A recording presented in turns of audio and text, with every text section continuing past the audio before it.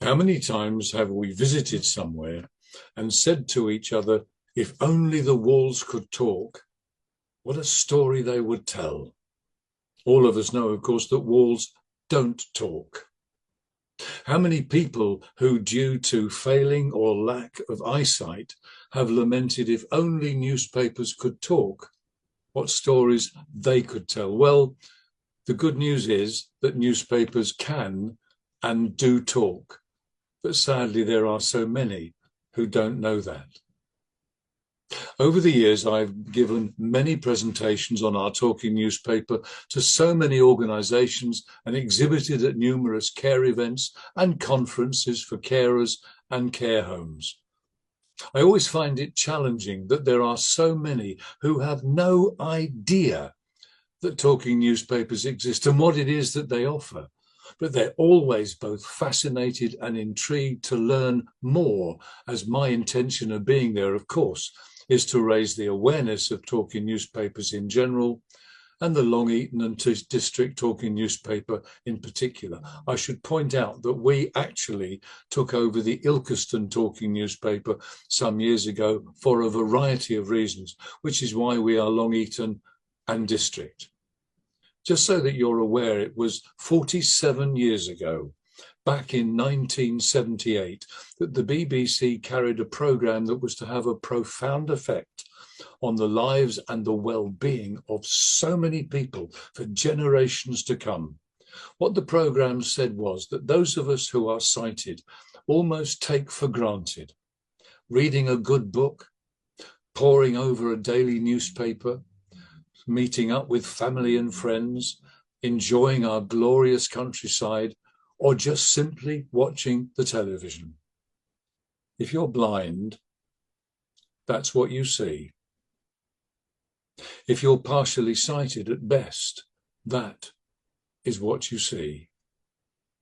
As a direct result of that programme, 500 talking newspapers sprung up in a very short space of time.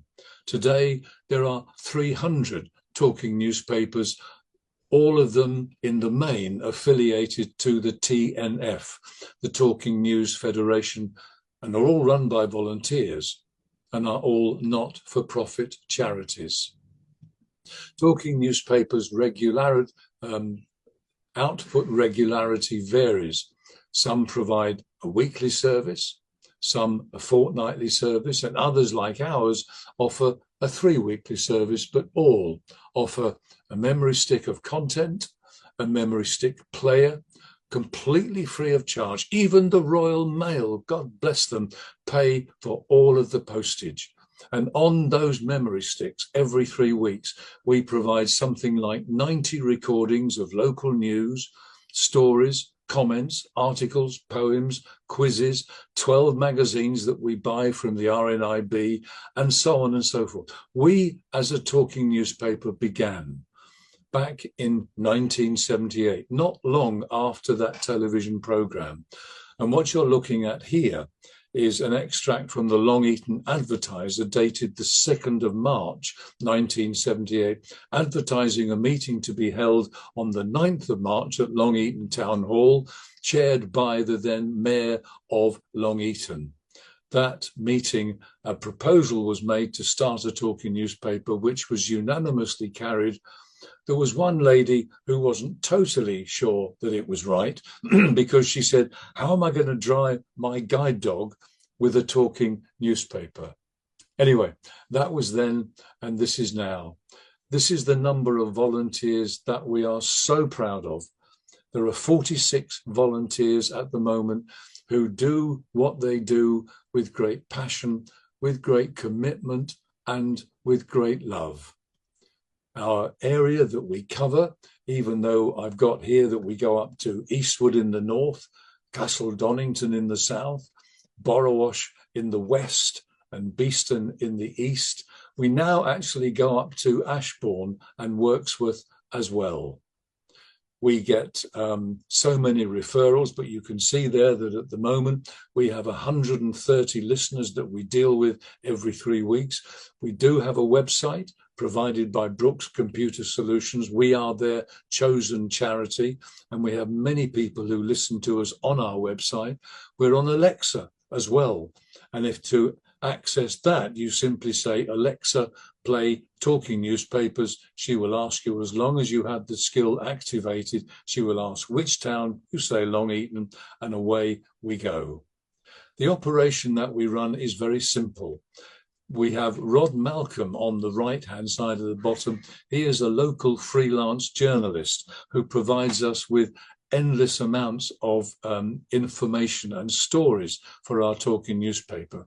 Our three editors, Pete Pheasant, Adam Gage and myself, every 3 weeks on a rota basis, produce 60 stories from a variety of sources. That script is 22,000 words approximately, which is 375,000 words a year, or 1.87 million words since lockdown. Interesting, I find that Macbeth, written by, what was his name? William Shakespeare, that has got 17,000 words. That puts it in context, what we actually produce every 3 weeks. Those stories are sent out to our readers who record them on a variety of devices and send them to us and so on. This is the area, these are the kind of places that we get all of our stories from, plus, of course, Rod Malcolm. You can see here that this is the 10th of April recording with 87 recordings, because not only do we provide people with stories that we get from our local area, but we also receive from other places as well. Like, for example, 2 of our readers read extracts of Derbyshire Life, a singing group called Off the Record that has strong links to our Talking newspaper, a local author and freelance journalist, 2 local historians, a listener trustee who provides a quizzical quiz, and a voiceover artist who lives in Williamstown, Massachusetts. Yes, you heard me right.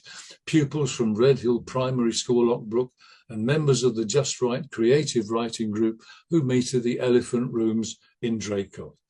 Altogether, as I say, that makes 40 hours of listening pleasure that we provide every 3 weeks. We get referrals from a variety of sources, as you can see there, and we're very proud and so grateful to our president, Robert Lindsay, who supports us in so many ways, who has been our president since 2015, but our very own Beryl Hallam, of course, who has been with us for nearly 40 years, is also our vice president. Interesting that it's often been said that a Talking newspaper is the best kept secret around.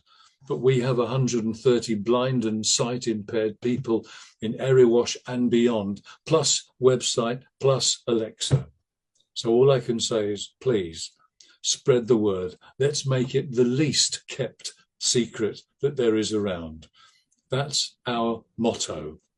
Volunteers don't get paid, not because they're worthless, but because they're priceless. Thank you so much for listening, and we'll talk again soon.